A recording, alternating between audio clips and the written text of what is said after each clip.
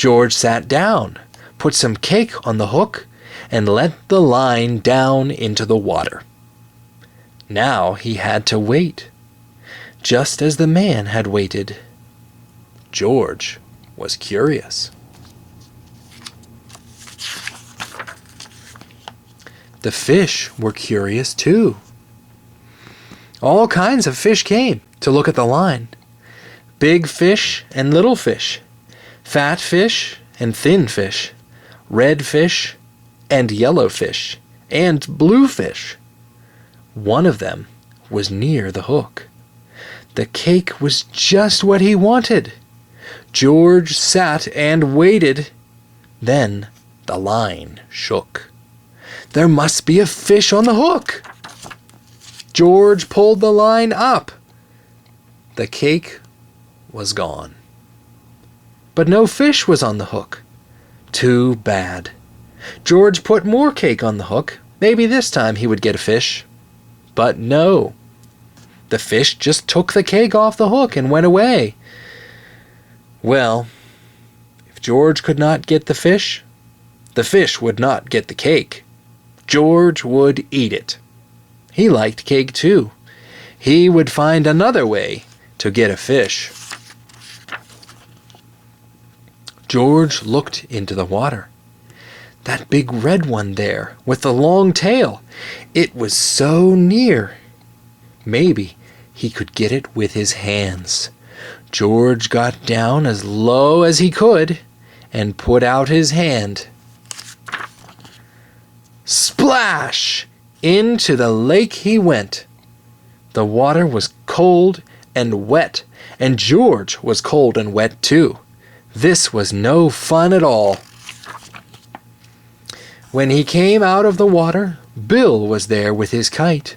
"My, you are wet," Bill said. "I saw you fall in, so I came to help you get out. Too bad you did not get a fish, but it is good the fish did not get you. Now I can show you how high my kite can fly," Bill went on. Bill put his bike up near a tree, and then they ran off.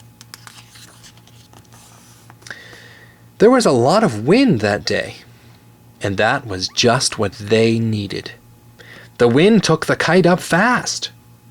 George was too little to hold it in this wind.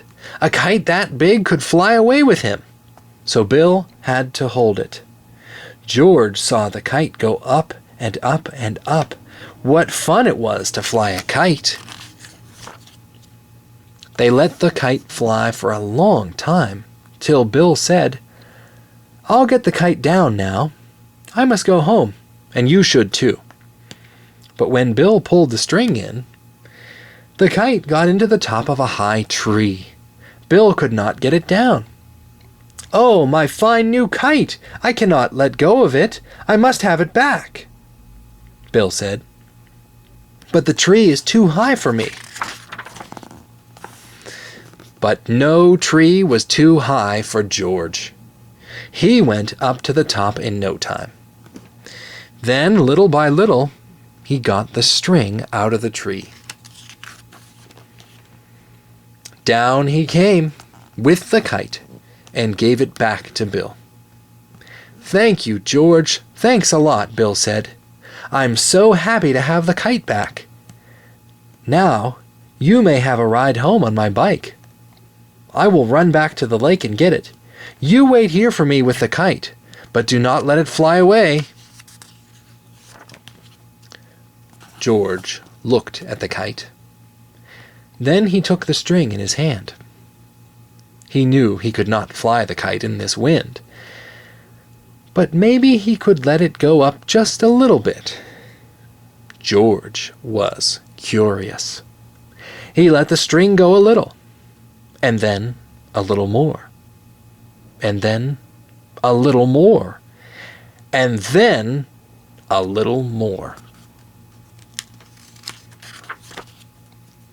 When Bill came back, there was no kite, and there was no George. "George!" he called. "Where are you?" Then he looked up. There they were, way up in the sky. Bill had to get help fast. He would go to the man with the yellow hat. The man would know what to do. "George is not here," said the man with the yellow hat when Bill came. "Have you seen him?" "George and my kite are up in the sky near the lake," Bill shouted. "I came to—" But the man did not wait to hear any more. He ran to his car and jumped in. "I'll get him back," he said. "I must get George back."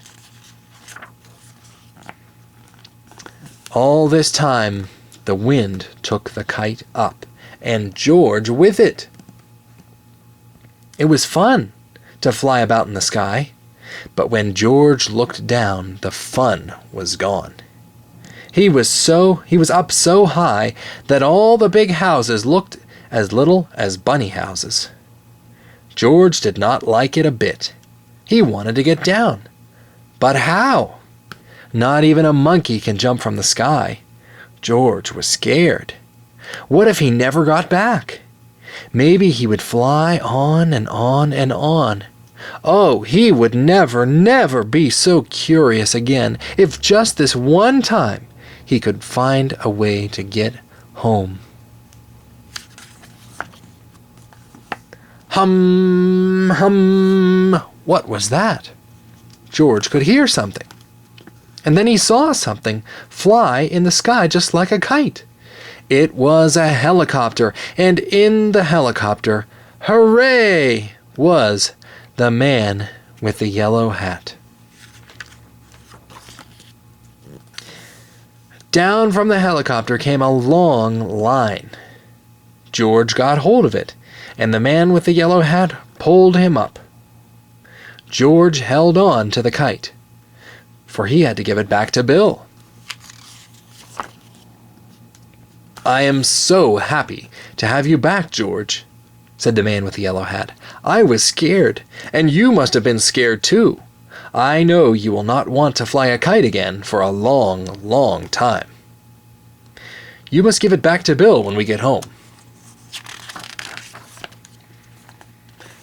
"Hurrah!" Bill shouted when George came to give him the kite. "George is back, and my kite is back too." And then Bill took George by the hand and went with him into the little garden, and from the little garden into the big garden where the bunny house was. "Here is one of my baby bunnies," Bill said. "Take it, it's for you." A baby bunny for George. George took it in his hands and held it way up. It was his bunny now. He could take it home with him. And that is what he did. The end.